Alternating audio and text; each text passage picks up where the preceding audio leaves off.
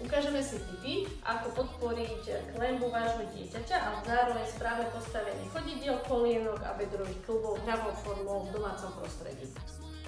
Stojí vo výpade na balančnej podložke. Hravú aktivitu prispôsobíme podľa daných schopností dieťaťa.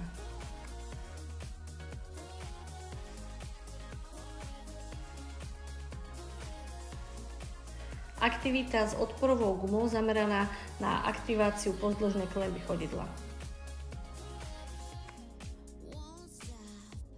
Dieťa stojí v správnej aktivite chodidla, udržuje si pozdĺžnú klenbu a v danej pozícii si háčete alebo robíte drepy.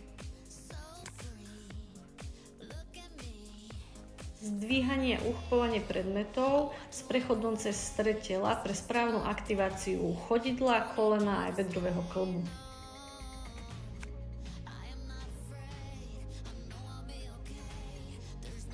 Po cvičení si každé dieťa zaslúži primeranú odmenu.